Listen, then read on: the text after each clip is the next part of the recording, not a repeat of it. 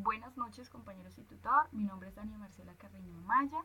Me encuentro matriculada en el programa de zootecnia y hoy les voy a explicar un poco el proceso de la embriología con base en la materia de morfofisiología. La embriología se denomina el embrión en estado de desarrollo inicial de un organismo pluricelular eucariota o diploide.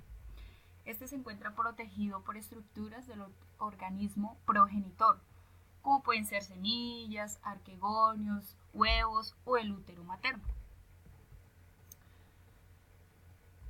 Como tal, la fecundación humana, para que se pueda llevar a cabo, es necesario que existan dos células sexuales, en este caso que es el óvulo y el espermatozoide.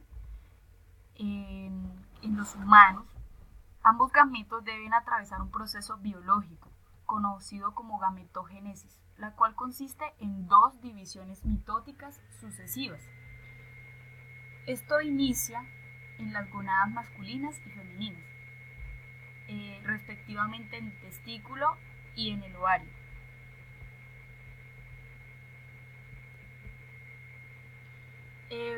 Una gonada masculina y femenina tiene como función dos glándulas mixtas, una gonada es una glándula mixta que tiene dos funciones, que es la exocrina y otra que es la endocrina. La exocrina es de producir hormonas sexuales para verterlas directamente en la sangre, y la endocrina produce las células sexuales. Para el caso del espermatozoide, el proceso específico de meiosis se llama espermatogénesis, y para el caso del óvulo, ovogénesis. La formación del embrión se lleva a cabo en los organismos con reproducción sexual, ¿no? La unión del gameto femenino y el gameto masculino da lugar al cigoto. Cada gameto es haploide y aporta la mitad de la información genética que tendrá el nuevo individuo, en este caso que sería el feto, ¿no? Al unirse los dos en la fecundación se forma el cigoto, que es una nueva célula diploide con la información genética de ambos gametos conjugada. El espermatozoide aporta entonces su núcleo haploide y uno de sus contriolos, que formará el centrosoma del cigoto y que guiará las divisiones mitóticas posteriores. Toda esta reorganización citoplasmática dentro del ocito establecerá la simetría y los ejes corporales del embrión. Los gametos. El óvulo tiene como características un citoplasma, una membrana plasmática, una zona prelúcida y una corona radiada.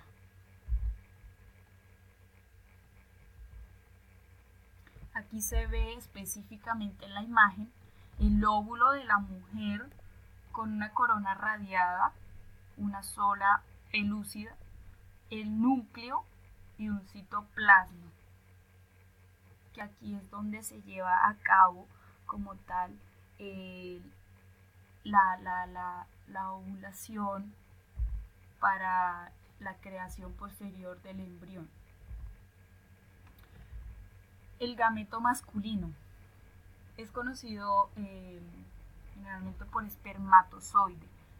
Esta es una célula alargada, muy pequeña, con un núcleo haploide y un sistema de propulsión para trasladarse al núcleo femenino.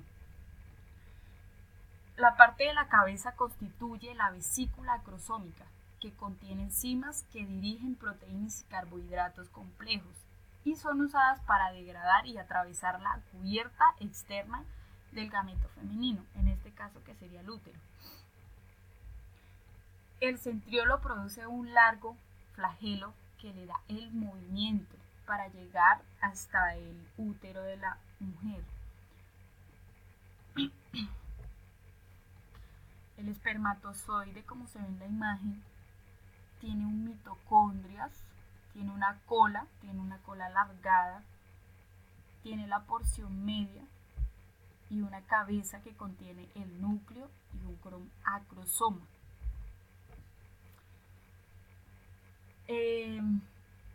Específicamente se puede hablar también de que el embrión ya tiene diferentes etapas, que es después de la fecundación.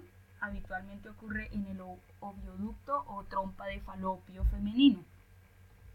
En los 5 días siguientes de la fecundación, el embrión realiza su trayecto por un viaducto y experimenta varias divisiones hasta que está listo para ingresar en el útero, donde se puede producir la implantación y posteriormente la evolución del embrión.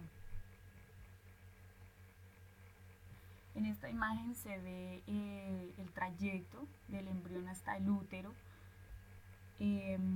Empieza desde los ovarios, ¿sí?, donde se convierte en un ovocito.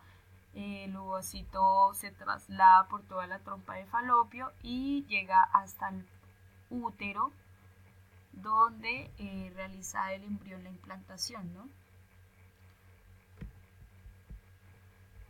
La segmentación consiste principalmente en divisiones mitóticas. Respectivamente, el cigoto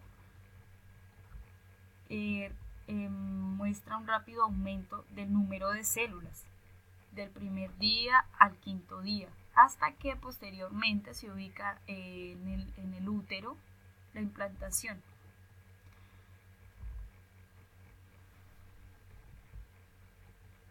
Aquí se ve en la imagen el cigoto en el primer día, en el tercer día, ya después se vuelve una morula y después un blastocito que ya principalmente ya está ubicado en el útero.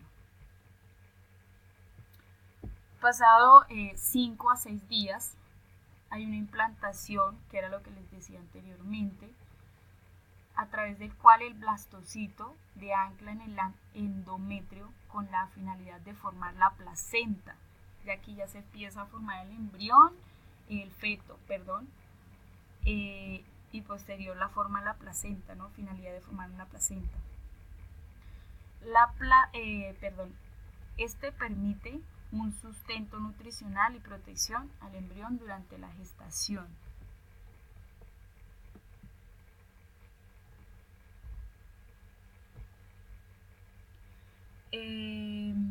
La gastrulación es ya como tal, específicamente en palabras propias, como la etapa, son como etapas del feto, de la protección del feto, como la ayuda a la formación del feto. Se conocen 3 etapas: endodermo, mesodermo y el ectodermo.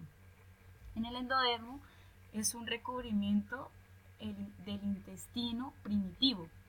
El mesodermo llena parte del espacio entre el endodermo y el ectodermo y el endodermo. El ectodermo forma la capa más externa de la gástrula.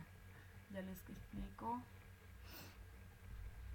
Bueno, aquí resalto a von Baer, quien encontró un patrón común en el desarrollo de todos los vertebrados, donde decía que las capas, o sea, 3 capas de tejido embrionario, dan origen a los diferentes órganos, o sea, las 3 etapas que les explicaba anteriormente. Esto pasa en todos los vertebrados. El ectodermo forma la piel, el cerebro y otras estructuras nerviosas. El endodermo forma el tubo digestivo, las glándulas anexas y el sistema respiratorio. Y el mesodermo forma el tejido conectivo, las células sanguíneas, el corazón, el sistema urogenital y la mayoría de los órganos internos. Aquí se ve en la imagen el ectodermo, mesodermo y el endodermo. Como tal, la organogénesis, que quien desarrolló la ciencia de la embriología y quien la trata es Carl S. von Baer, de 1792 a 1876. Fue un filósofo alemán y desarrolla la ciencia de la embriología. Él expresa en su ciencia que los embriones de todos los vertebrados, como mencioné anteriormente, son semejantes en los estados tempranos del desarrollo, ¿no? En las primeras semanas de gestación o posiblemente hasta en los primeros meses. Aquí se ve una comparación de los embriones, se ven las branquiales, la cola, y ahí aparece un reptil, un pez, la ave y el humano, que son muy semejantes uno al otro. Entonces, bueno, aquí vamos a hablar un poquito del saco vitelino, amnios, corión y alantoides. Estas son las membranas extraembrionarias. Son como los sacos, lo que mencionaba anteriormente, pero ya que encierran como cavidades y el desarrollo en los primeros días o meses de gestación, días prácticamente. El saco vitelino se desarrolla primero. Este no tiene vitelo, tiene carencia de vitelo. La carencia de vitelo constituye un carácter evolutivo ya secundario, ¿no? El amnios, que encerra la cavidad amniótica, como en las aves, la cavidad amniótica está llena de un líquido salino, por lo que el embrión se desarrolla en un medio mucoso. El corión es una combinación de células del trofoblasto y del mesodermo extraembrionario que crece a partir del propio embrión. El corión presenta la porción embrionaria de la placenta y le permite al feto tomar oxígeno y nutrientes de la madre. También produce hormonas, el cual les ayuda a retener el embrión a las madres en el útero, y reguladores que evitan que la respuesta inmunitaria del rechazo materno al embrión. Aquí se ve un poco las membranas extraembrionarias.